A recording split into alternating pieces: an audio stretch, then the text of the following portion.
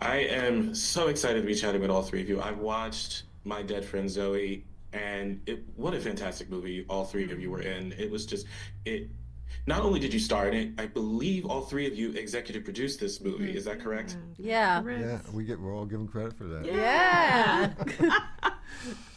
What was it like for you to not only star in it and executive produce this type of project? Because if I'm not mistaken, this was a story that was somewhat connected to two platoon mates of Hmm. the person who was directly involved in this and making this. Yeah. What was that like for you to be involved in such a wonderful project like this to tell this type of story? Well, I think we all fell in love with Kyle and wanted to help him make this film because it was so important to him. He really is making the movie hoping to save some lives, and Yeah. he was very open about his own experiences, and plus it's a really good script. Was a really good script, and really interesting characters, and so it's hard to. You just wanted to be a part of it. You wanted to help him fulfill his vision, and that's what we all tried to do. So true. What's better than telling a story to help save lives? That's Yeah. that's as good as it gets, and that's a dream as an artist to be able to be a part of that, to stand And with it's that. not preachy. It's just No. about life and No. love. Yeah. It for Sonequa's character, your character Merritt, Yes. just watching her having to go through so many different pangs of guilt, not just with her grandfather, which is played by Ed, and also having to deal with Zoe's death in such a way. Just watching that, it was mesmerizing. You did such a fantastic job, and I may or may not have cried at certain parts of your performance. Thank you. I did May or may too. not have cried.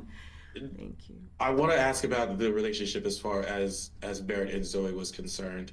Um, I want to speak to that because it's just watching just that guilt play out because she just felt like she couldn't save her, but yet she in essence abandoned her, and it it was just absolutely not traumatizing, but it was also eye-opening and awakening.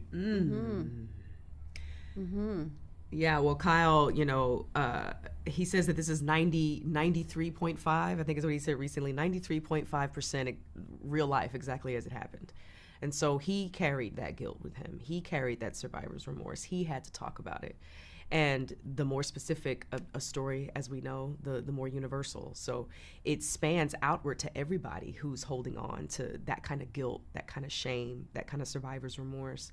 And it is really difficult because at times that shame and that guilt can become a security blanket for you, and that's what you see. Speaking of the relationship, that's what you see is you see the light in the relationship as well, even though for the most of the film Zoe is a figment.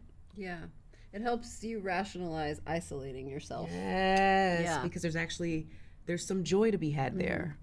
There's some comfort to be had there, and that's what's really sad is that for these veterans, for everybody who's struggling with these kinds of things, it becomes a source of comfort, and that is the road to destruction. So, we just pray that people see this, and that just as Kyle has opened his heart, and we opened ours to him and to his story, that others' hearts will be opened. I love that you said it was eye-opening. That's really beautiful. Thank you. Absolutely. And I really appreciate you taking a few minutes out of your time to talk to me about this. And I really hope everybody gets a chance to see this as well. It was such a great story to tell. Thank you. And I really appreciate everything that you have done with this. Thank you guys Thank so you. much. So nice to Thank meet you, you so Novelle. Thank much. you. Nice to meet you.